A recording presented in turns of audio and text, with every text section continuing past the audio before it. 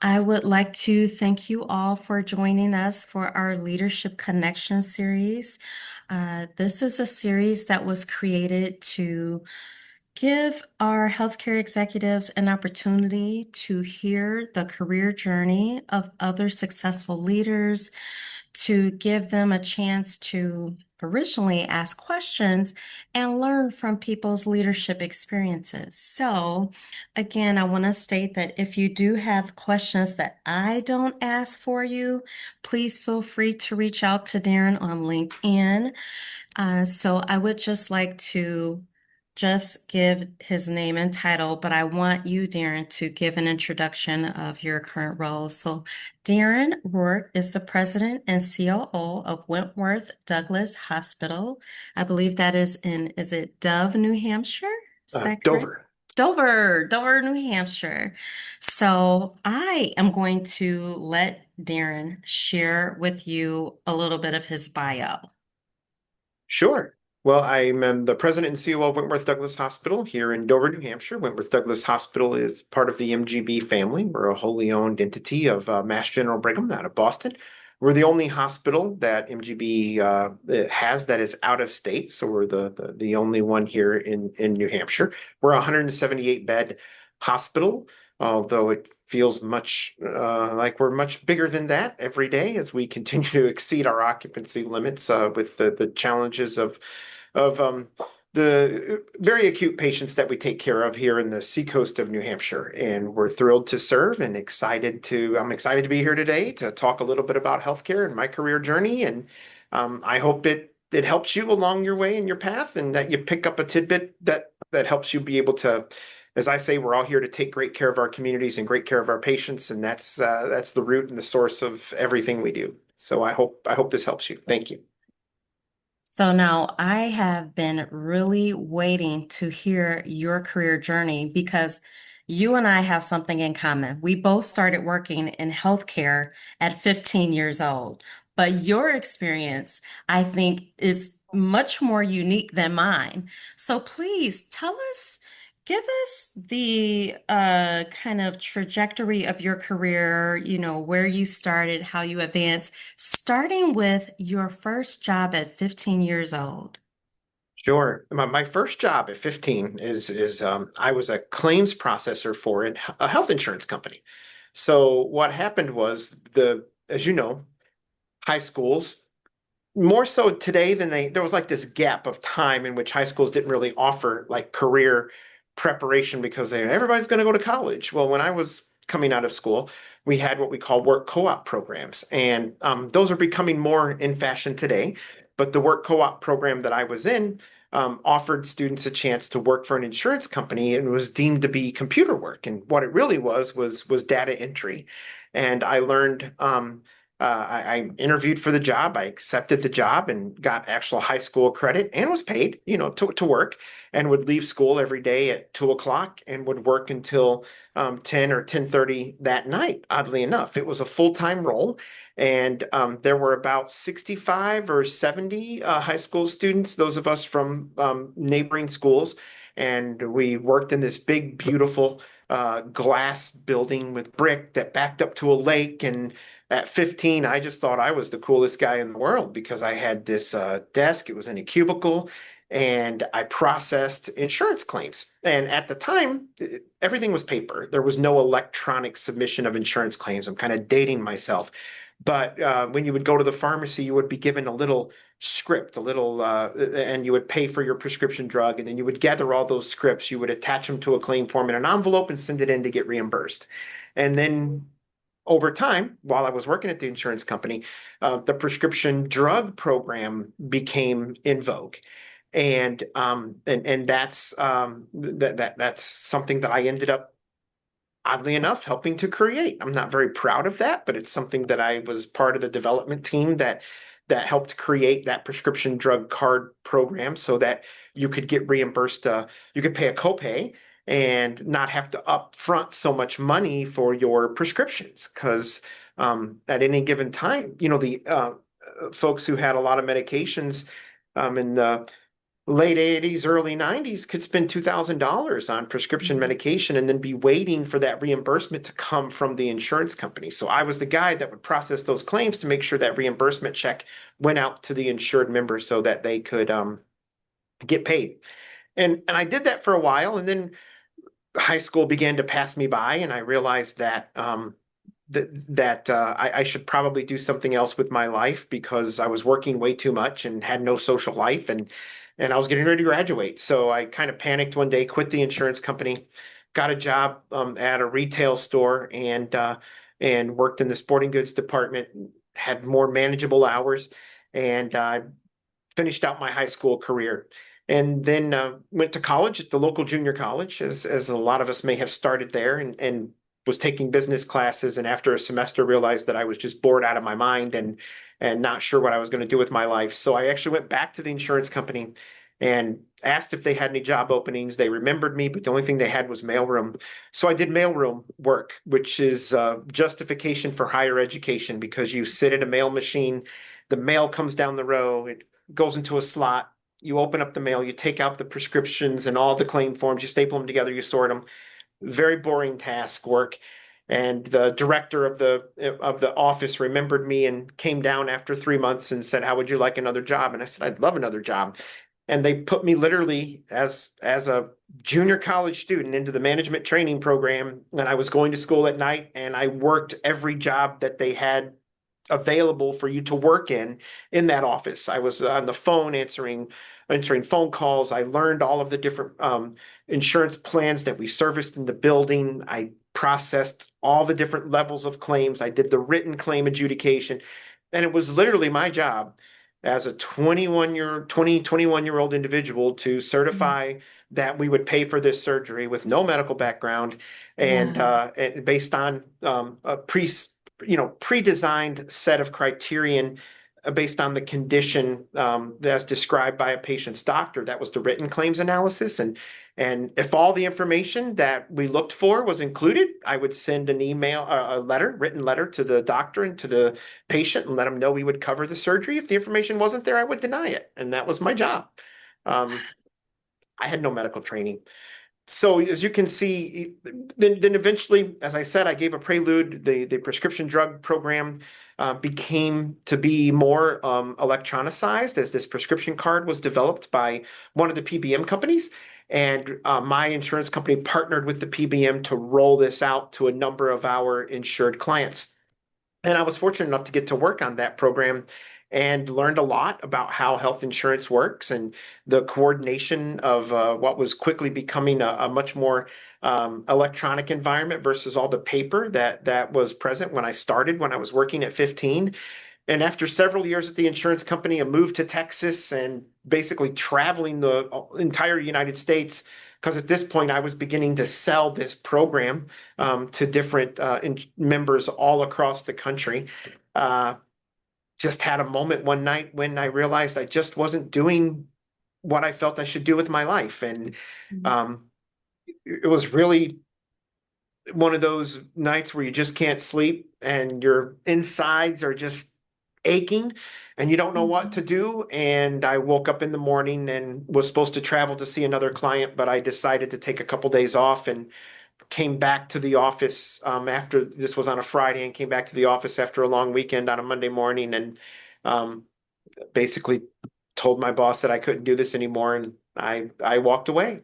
I Wow. moved back to the Chicago area where I was born and raised and started waiting tables um and then my brother said, you should go volunteer in the hospital because I'd been sick. I had some health scares that had me visit the hospital quite a bit, and he was like, "You should just go volunteer and work in the emergency room. My God, you're a patient there all the time."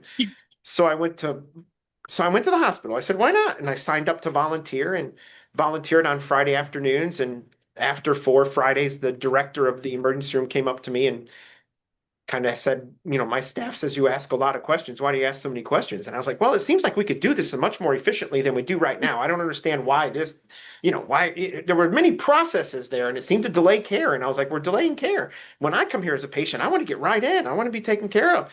And she Okay. was like, "Well, do you want a job?" And I'm like, "I'd love a job." And she had a job as a trauma registrar, and she described what that was. It was inputting data from the medical record into the state trauma database. And I'm like, "I can do that. It sounds like what I did at the insurance company." So I started working there, and after a week of working there, there was a trauma alert called because this was a level one, very busy level one trauma center. And she asked me to come and watch the trauma from the back so I could understand, the charts that I was inputting into the record and just actually watch. And I watched a trauma resuscitation of a young man, and that was literally a life-changing moment. I said, I have to do this. How do I become one of you?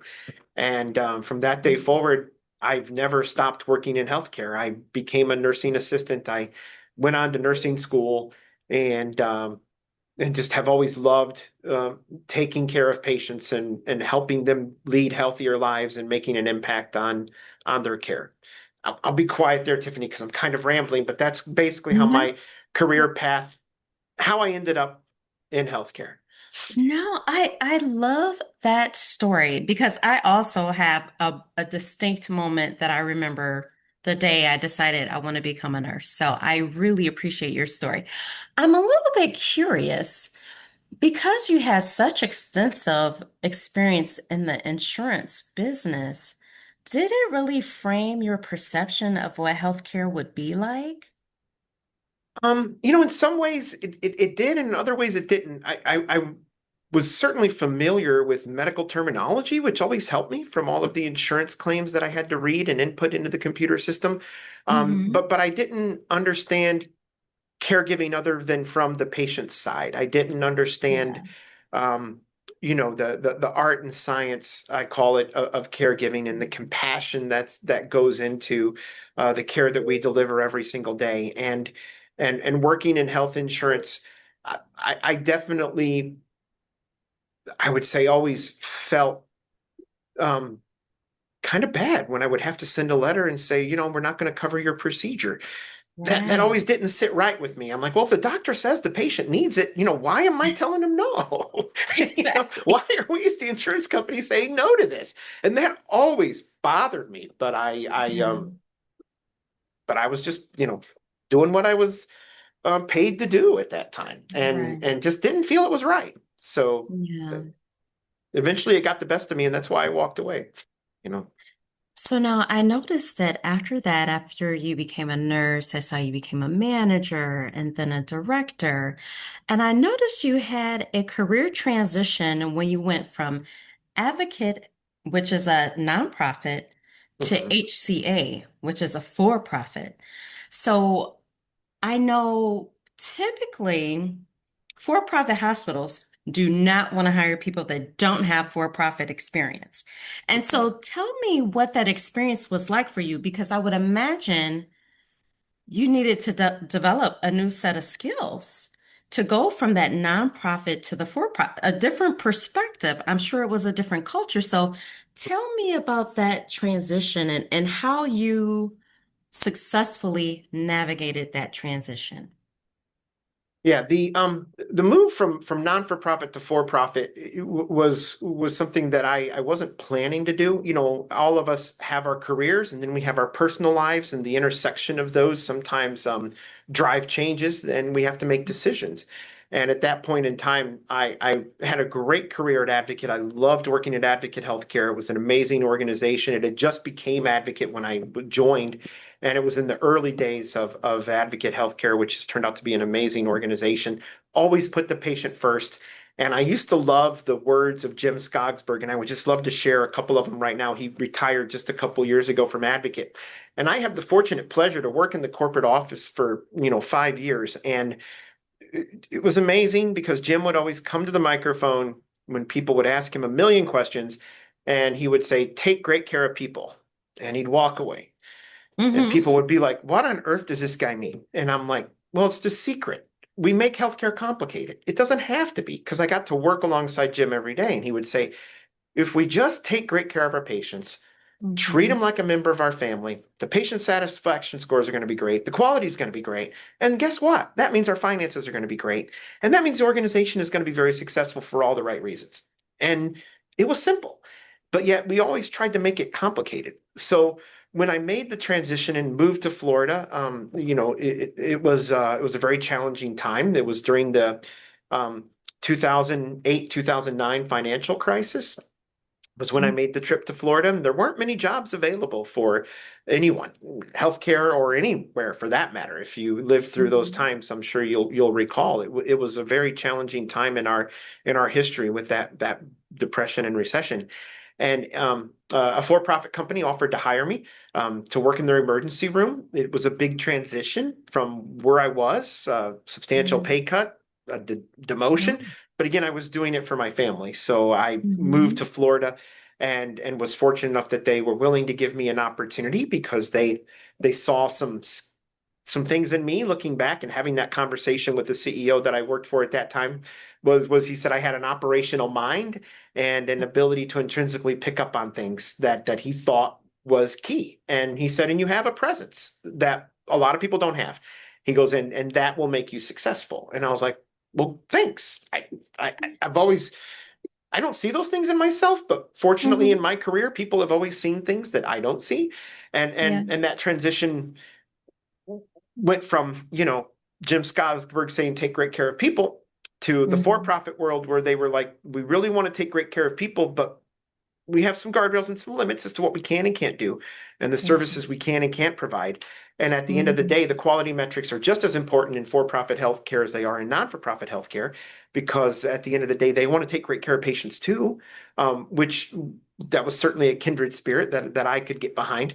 The only difference is, as opposed to reinvesting your profits as a non-for-profit back into the community in which you're fortunate enough to live and work, the for-profit is delivering those earnings to the shareholder.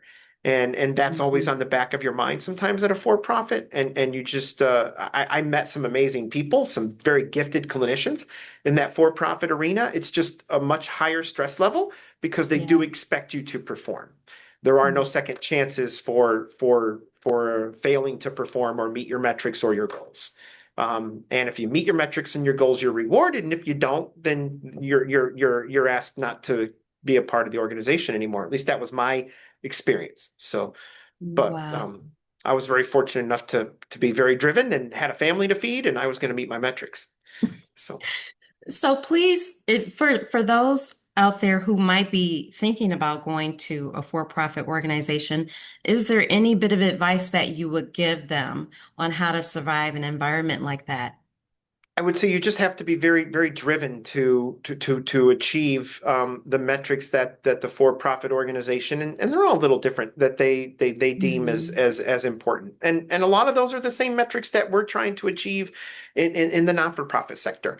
But also the care, I learned a lot about operations and the consistency and the integration of processes in the for-profit Mhm. sector because in all honesty, they do that very well. There's a playbook. You follow the playbook and you can be Mhm. successful. They know how to operate hospitals. There's a reason they generate great returns to their shareholders because they're very good at what they do. I don't have any qualms about working in a non-for-profit or a for-profit. I think that we're all here to take great care of our patients. It's just at the end of the day, we do it in a little bit of a different methodology and with a slightly different culture. And I think, but at the end of the day, I think everyone wants what most of us who enter healthcare want, which is to take great care of people. Yeah. So now I noticed another transition you made was to a faith-based organization. And I've always been curious about what it's like to work at a faith-based organization because I would expect that you lead differently. And I can remember when I worked in Louisiana and I visited a hospital in Shreveport. I can't remember the name of it off the top of my head right now. However, I remember whatever meeting I attended, we started the meeting with a prayer. So I want to ask you how you lead differently when you're working in a faith-based organization. What does that look like? I would say working in a faith-based organization allows you a little bit more freedom to be able to express your own personal religious beliefs or feelings or and the spiritual side of healthcare. You have more freedom to explore that and dive into it is what I found, Tiffany. I don't know if your experience was Mhm. the same, but you are correct. We started every meeting with a prayer. We openly prayed on a regular basis Mm. with our patients. We were encouraged to do that, and we relied a lot upon that faith. And I find that working in healthcare, people will have different, religious um, beliefs, and but the point is that we all believe in some higher power and something out there that impacts life. And we're in the people taking care of business. And having been a nurse at the bedside, worked in trauma ICU, working in the emergency room, I've been a part of those end of life conversations with patients and those end of life moments. And they always have involved prayer. It didn't matter what patient I was taking care of. It's amazing how the different backgrounds or different,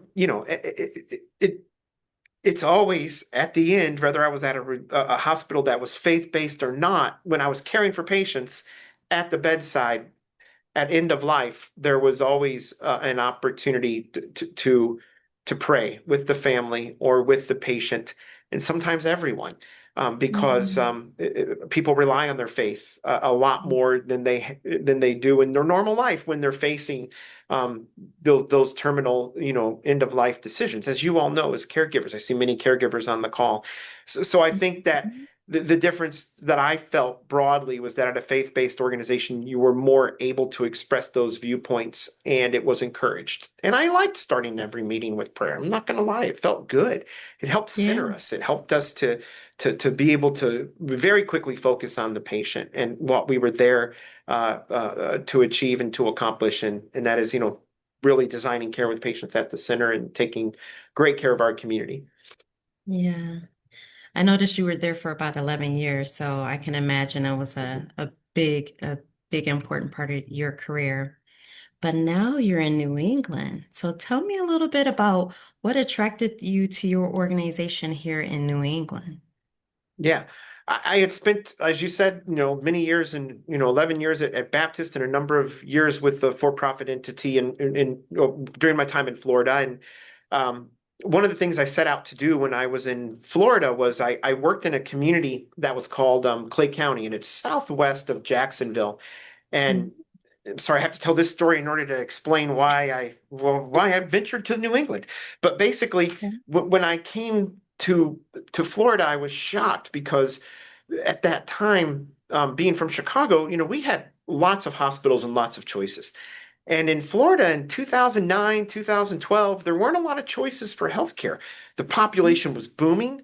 There was certificate of need that was limiting the amount of construction that could occur for hospitals in Florida. So despite the fact that the population was racing, we weren't able to build to meet the needs of those patients. So I had the rare opportunity when I joined Baptist to the whole goal of my existing there with them, leaving the for-profit, was to build a hospital in Clay County and bring world-class Baptist healthcare opportunities to the folks in Clay County because they were driving 45, 50 minutes to get healthcare, which is just Yeah. shocking because there Yeah. wasn't any healthcare nearby. And Clay County was a really growing community. When I arrived there, it had 200,000 residents almost. And now it's well north of 350,000 people live in this county. So it's almost doubled in size in the time I was there. So Hmm. there was definitely a need for healthcare. So I fought through that certificate of need process, built a freestanding ED, lived in Wow. that community, became a part of that community, and as a hospital president in a small community, and this community was literally on an island. It was called Fleming Island, and there were 50,000 people that lived on this small island. It was a great place with two world-class golf courses and beautiful weather year round, lots of Hmm. boating opportunities. But healthcare was non-existent. So I built the freestanding ED there and eventually a surgery center, but our patients always had to travel for inpatient care. So when the day Mm. came, that certificate of need went away, and I was able to build a hospital, and we built it during COVID. It was a remarkable experience, and we immediately gained a lot of market share. We opened with a labor and delivery department, and within the first year we were birthing over 1,300 babies, which is just remarkable when you're a brand new hospital. And it was just a great experience. But I I felt like my work was done. I felt like I Okay. had given everything I could to this community. And Mm, my drive, my whole existence, my whole reason for being in healthcare is to make a difference and to be able to every day contribute and make healthcare better. And felt like I had given all the energy and knowledge and capability that I had to this community to make healthcare better. And I'm always looking for where can I make an impact? Where are my talents and skills going to be used to their maximum? And I mhm. had a conversation with my wife, and I said, you know, I think I've done everything I'm supposed to do here, and it's time to look for something else. Yeah. And she's like, well, I never really thought about leaving Florida, but if that's Mm, what you're feeling, then let's explore that. So I put my resume out there after 11 years of not searching for a job, and was fortunate enough to get a call from a couple different organizations, one way out west, and then here in New England with Mass Gen Brigham, and I traveled here to Mass Gen Brigham and had a great experience and loved the team here at Wentworth-Douglass, um, and it just felt like home. So I returned back to Florida and told my wife, I'm like, look, if this is where I feel like I'm meant to be. But if Mass Gen Brigham feels differently, then I'll forget this career search thing. I'll be happy in Florida, and I'll be willing to stay put. And maybe this is really where I'm meant to be. Maybe this is where God wants me to stay. I just don't know. And mhm. um and I called the health system out west and I said, I appreciate the opportunity. I just don't think it's going to be right for me. And because I just felt that strongly about the Mass Gen Brigham opportunity. And Yeah. a week and a half later, I got a call from Mass Gen Brigham and they said, how would you like to join our team? And I was like, holy cow, I couldn't believe it. I'm like, they must have felt the same way I did. And in talking with them, they did. They felt like it was the right opportunity. I was the right person for the role and the work they needed completed. And I was fortunate enough to get this job and to be able to turn the reins over to another seasoned leader that I had worked with for a long time, who I felt could take that hospital in Clay County and infuse some new ideas and bring some of his spirit to help it continue to grow and be successful. Because I'm a big believer in, I just felt like I had given everything I could, and it was time to see what someone else could do to help it be successful. And I've Mhm. never been afraid to do that. If I think if I've reached my point, let someone else come along and see what they can do to help it grow. I love that. So now I know that you have a passion for performance improvement. Can you please describe for me how you have implemented your performance improvement program and maybe some of the work that you're doing at your current organization?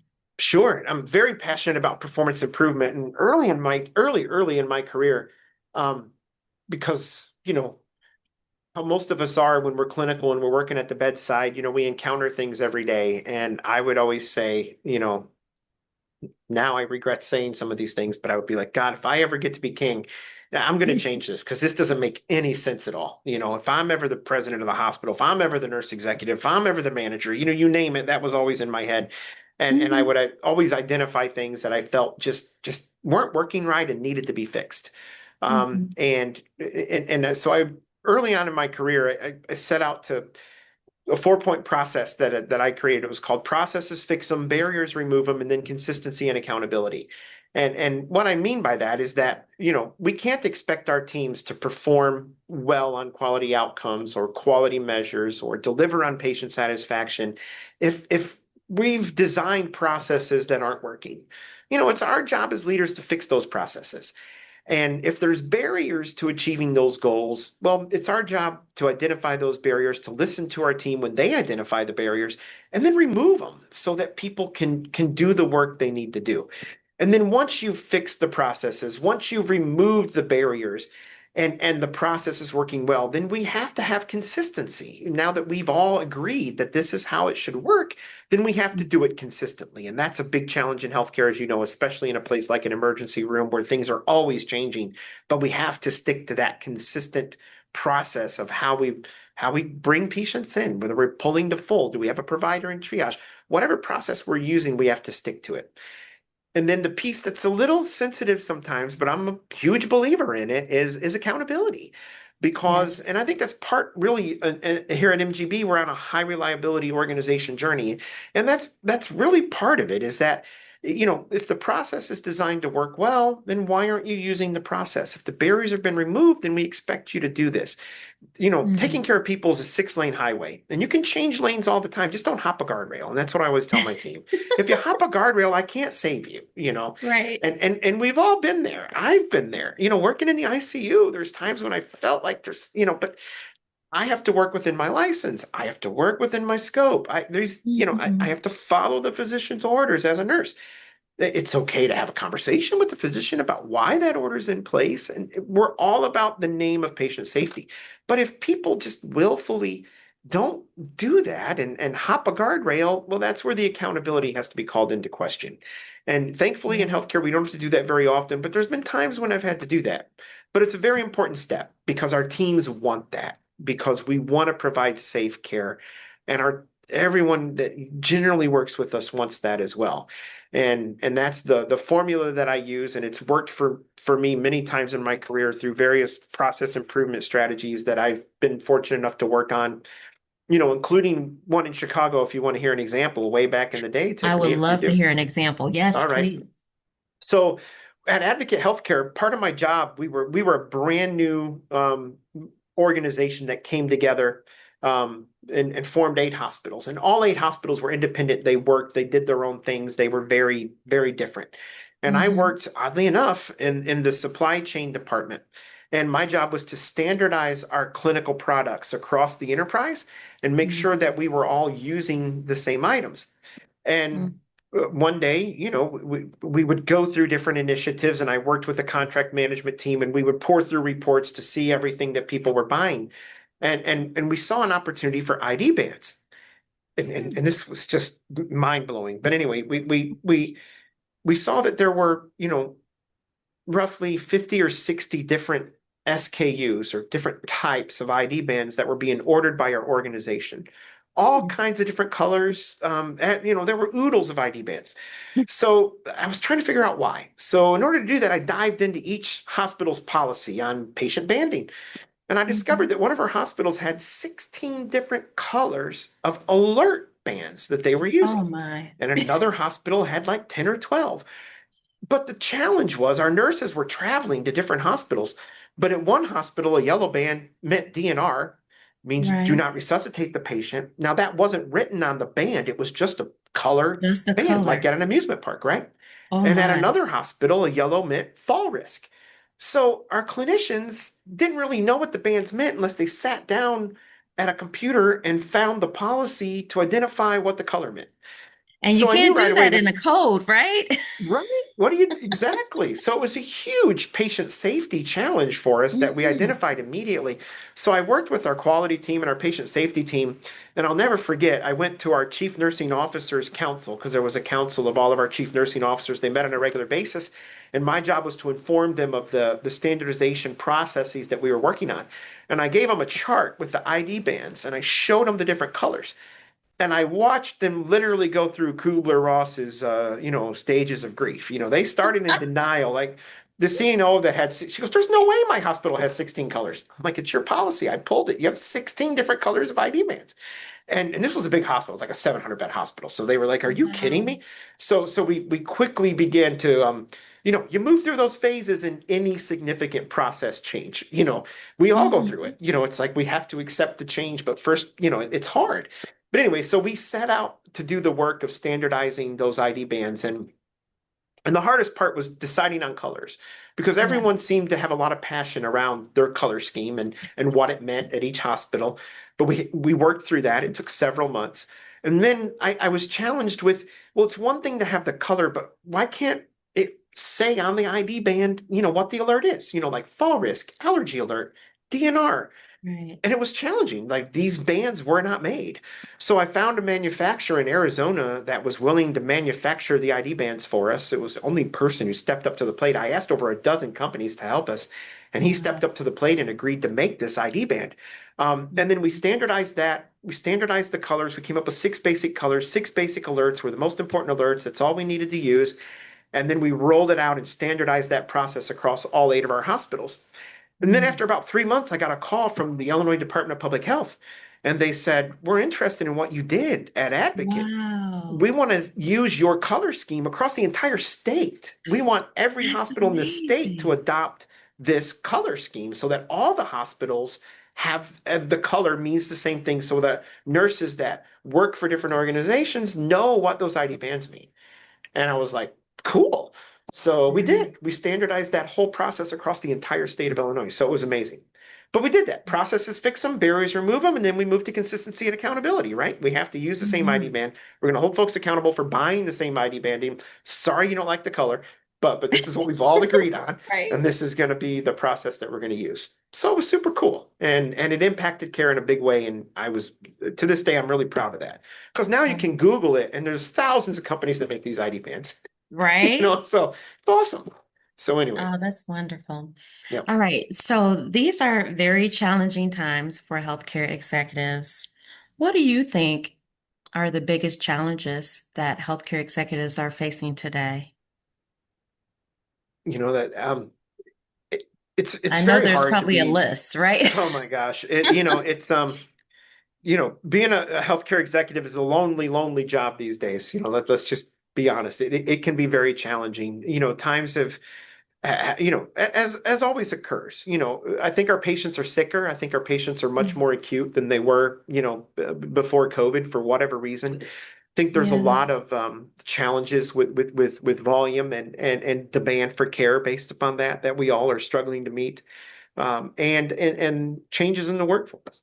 Excuse me, changes in the workforce with folks that have went on to other careers post COVID and trying to have the right people in the right place to take care of our patients at the right time is certainly challenging. And no one wants to pay more for healthcare. We understand that. So we work diligently to try to take the costs out, to try to take the waste out, to try to provide a quality product at a reasonable price. Because I think that's the right thing to do for our communities. And technology is changing every day. The challenges of the EMR, the challenges that we have. So everything comes at us from different angles. So there's a lot of noise. So healthcare executives, we have to filter through the noise. We have to be the umbrella, as I say, that shields our team members from some of the noise sometimes, and allow them to be able to come to work every day and focus on just taking great care of our patients.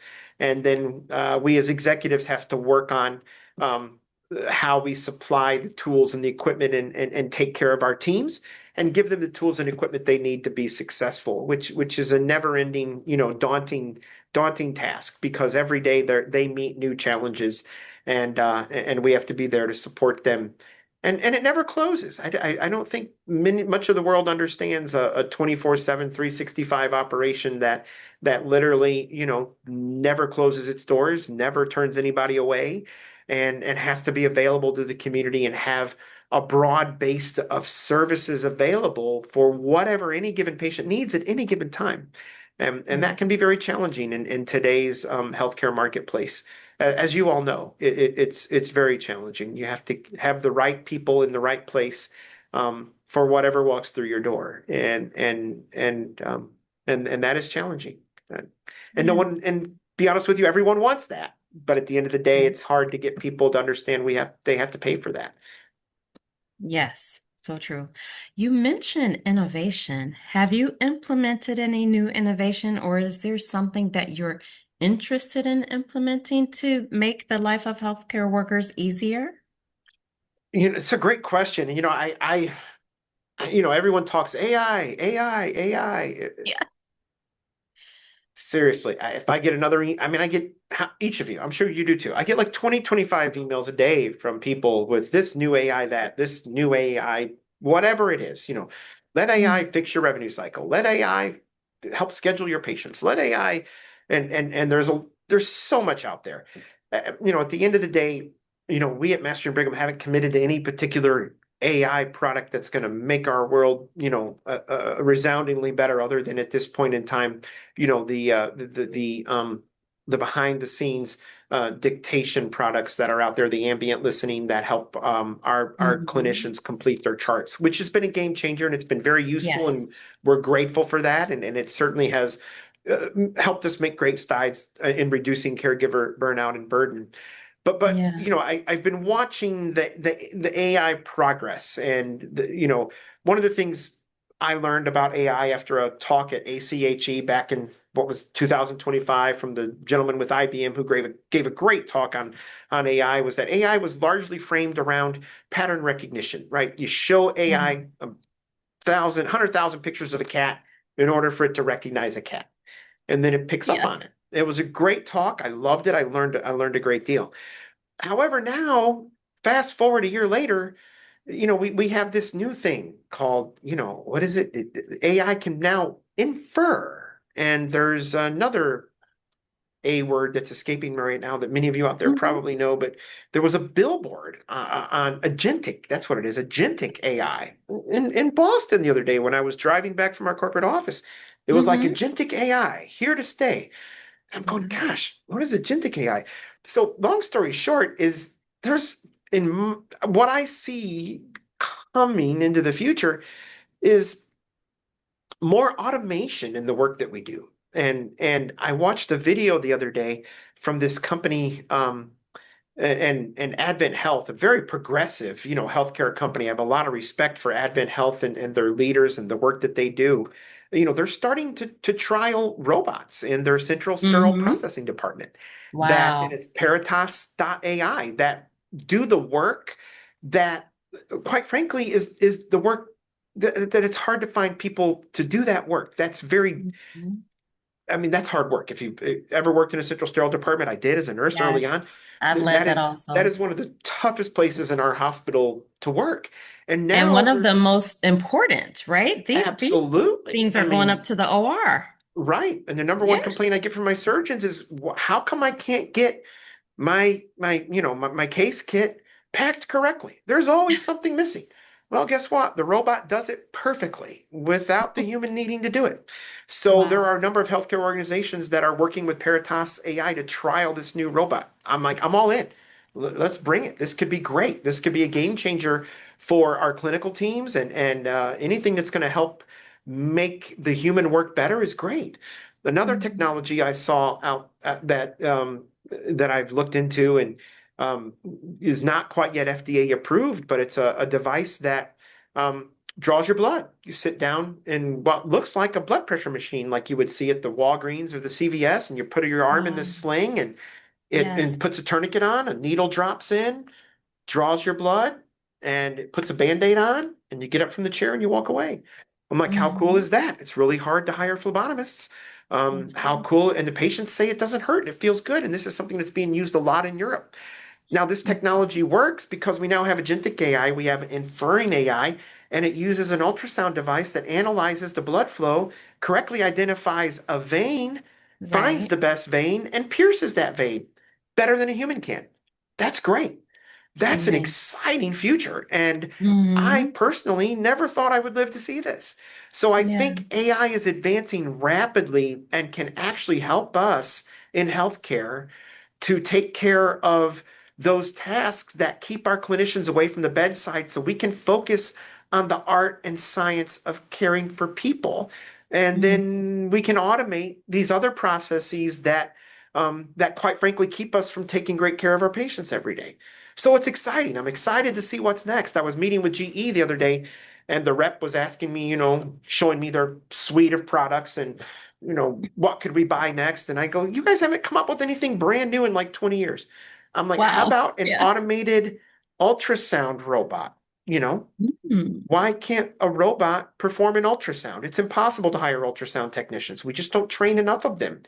I mean, Yes. you would think this technology would be out there, given what I saw with the blood draw device and the robots that are functioning in the Hmm. central sterile department. So, how about automated ultrasound? Is that coming? Is it a possibility? I don't know, but I think the future is exciting, and I think it'll be game changing for healthcare. And I never, if you'd asked me the same question 3 months ago, I would have said, I'm burned out on AI and I don't want to hear any more about it. But I think the AI inference chips that are available now, I think the agentic AI and the steps that are being taken are happening very rapidly, and we may actually benefit from this in my lifetime, which I wouldn't have said that 3 months ago. Yeah, that's amazing. So I want you to think about some career lessons learned because this platform is, really designed to help healthcare leaders learn from other leaders' experiences. Is there anything in your career that you feel like was a lesson learned, something that you would want to pass on to someone you were mentoring? Any particular challenge that you faced that fortunately came out well on the other side, but maybe in the moment you weren't really sure how things were going to work out. Does Yeah. anything come to mind? Oh, absolutely. I would say that, in my transition in moving to different organizations, and you think you would learn this immediately, but we, sometimes we as humans, we think we know, and then we don't know, and then we find out we don't know, and then we know what we don't know, but we never know what we don't know. And I Hmm. would say that's always something that I think more as I age and mature, I tend to be able to identify that quicker than I did when I was young. I think when I was younger, well, I know I was, much more. Um, I would say I moved a lot faster, sometimes faster than my teams were able to keep up with me, which, and I frequently would just assume they were picking these ideas that were in my brain out of my brain, and I quickly learned perhaps I wasn't communicating as clearly as I would, and I was leaving them behind, and that's not a Yeah. good thing. So I think I've learned to slow down and communicate better, and not just assume that everyone's reading my thoughts. Or I felt like if I communicated it once, that should be enough, and that's foolish. You communicate the same things. Literally thousands of times in your career, sometimes in the same organization, and you can never communicate it enough. And that's the power of that communication. So I've learned to be a much, much better communicator. I've learned to be a much, much better listener, and I've learned to kind of take the time to learn.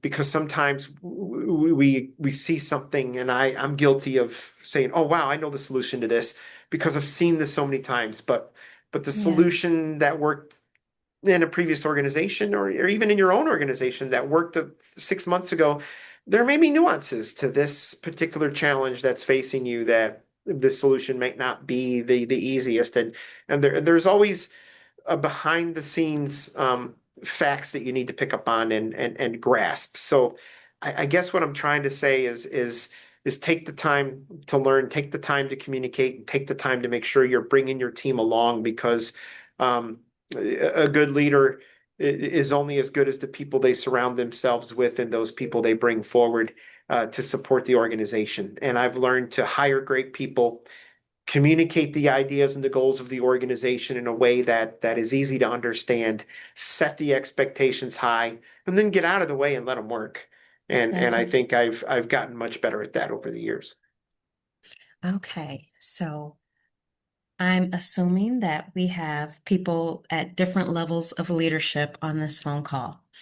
And for someone who's aspiring to rise through the ranks from that frontline manager to director to C-suite executive, what are some of the key attributes you think helps someone successfully advance their career to that top job? And then are there any particular programs or education that you felt like it's because of this program or this, workshop or any particular education that really stuck with you and stood out as something that you're so happy that you took?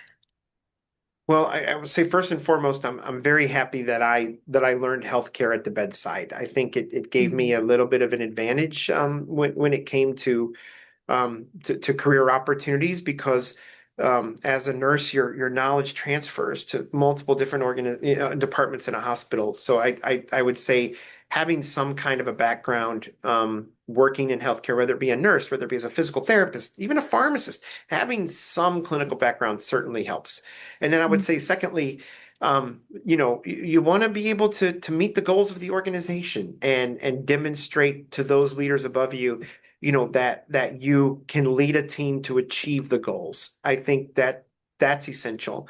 And I think Yeah. once you've demonstrated that, then those leaders will look to you, for other what I call stretch assignments. Leaders have always offered me those things. And then don't be afraid to tell the leader, where you see your career going. When opportunities open up and present themselves, let people know that you are interested in those opportunities. And if they feel you're not ready yet, what do you need to do, to be ready? So when that opportunity opens up again, you'll be more prepared. And then listen to the people around you when they offer you guidance and suggestions about how you can be a better leader and about how you can improve. And don't be afraid of that feedback. Take it, use it. Like we do our patient feedback. Those are golden nuggets of opportunities that help us to improve both as leaders and as caregivers and as clinicians. And I think if someone wants to take the time to help you, grab that opportunity and don't hesitate to use that as a stepping stone for your growth. Wonderful. And any educational programs that really stood out for you to help you in your career development? Yeah, I mean, absolutely. Seeing as I, have a clinical background, I would say my MBA was extremely useful to me. It helped me to understand the scary finance world that I was terrified of as a nurse. Yeah. And I certainly learned a lot doing my MBA. Great experience for me. Mhm. And I, you know, got my MBA back in the day when there wasn't online MBA, so I had to go to class 2 nights a week, which was Wow. hard. But I learned a lot. I learned a lot from the people I was in the classroom with. I learned a lot from my instructors and my professors. And then getting my FACHE was important. It forced me to focus on the knowledge that I had acquired in healthcare and really make sure that I had I wouldn't say mastered, but at least obtained Mhm. enough of a knowledge set to be able to earn that certification and focus on that. And it gives me the wherewithal and the drive every year to continue learning through the requirement to do that continuing education to keep that credential. And I really think it's helped me a lot. And a lot of organizations, when they post positions, they're looking for people that have that credential. So I think it's important to have, no doubt about it. It's certainly helped me. That's right. It's definitely helped me as well. I agree. And so, the one last question that I want to ask you, because you mentioned earlier, being a healthcare executive is stressful, it can be lonely, it's hard. So, what do you do to take care of yourself, to balance your family life, your work life? Like, what are some of the things that you do to take care of yourself? It's a great question, and I'm a big believer in taking care of ourselves. Haven't always been good at that, but I would say Mhm. every morning when I get up, depending on what, we all have meetings that start at various times of the day. I have 6:30 a.m. meetings, I have 7 o'clock meetings, I have 8 o'clock meetings. But I always, the night before, look at my calendar, understand what the next day is asking of me, set my alarm appropriately, try to go to bed at a decent hour. But then I wake up earlier so that I can exercise. If the weather's nice, I go for a jog. Mhm. Otherwise, I go to my basement and I do the row machine. I will lift weights, but I spend them and I'll go on a walk no matter how cold it is because walking is safer than running because I tend to slip and fall. At least when I'm walking, I'm more likely to get my footing versus running. And then I go for a Mhm. walk every morning for a mile before I come home, shower, and head off to work. And during that walk, and during that exercise time, I do not look at my phone. I do not touch my phone. I avoid my phone is nowhere to be found, so that I Mhm. can focus my mind on what this next day is going to ask of me, and be in the right mindset and mentally and physically. That's why the need to work out. And I think that's so healthy and so important. And on the weekends, I take downtime, I read, and I've a paper book, not something with a screen. And people make fun of me, but I have several paper books around the house. I pick them up, I read them because I think that's important to continue to learn, and also read fiction because it allows your mind the opportunity to think about and dwell on something else, which I find frequently spawns other ideas that help me. So I hope that helps you.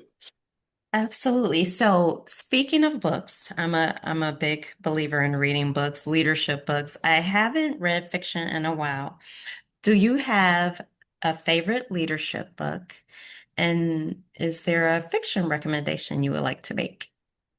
Well, my favorite leadership book is Great by Choice. Mm, I think that that's a fantastic book. I learned a lot. It's by Collins and Jim Collins, and the other gentleman's name is escaping me, but Great mm-hmm, by Choice is a book that talks, again, it's a little dated now, but it talks about the success of various organizations and gives various tactics that they used, like the 10-mile march and consistency. And it really talks to those principles that I talked a lot about.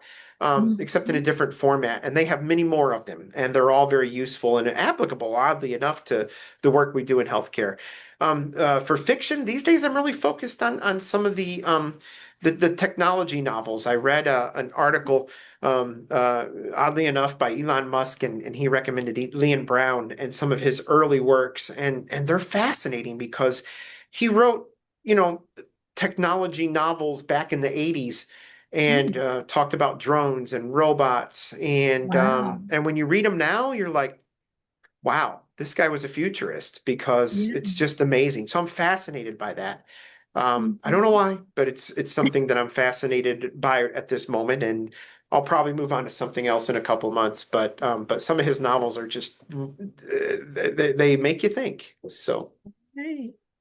Well, I have enjoyed having you today. I'm sure thank you. people are going to be reaching out to you on LinkedIn, telling you what a great talk you had. So Well, I thank you for appreciate that. sharing your time with us. We know you're busy, and thank you for all of the great Yeah. advice. Really And can I appreciate it. give a plug for my book? Is that all right? Yes, please go All right right. ahead. I wrote a book that describes all my processes. It's called The Vital Sign Shift: Achieving True Performance Improvement in Healthcare. I guess you can't see it. It's kind of blurry. But anyway, There it's you go, available on right there. Amazon. It's cheap. If you liked my stories today, I have many more examples about processes, fixing barriers, removing consistency, accountability in the book. Thank you. Perfect. Thanks for Thank you letting me so in. much, Darren. We appreciate Yep, having you today. Take care. absolutely. Thank you. All right. Bye Bye. bye.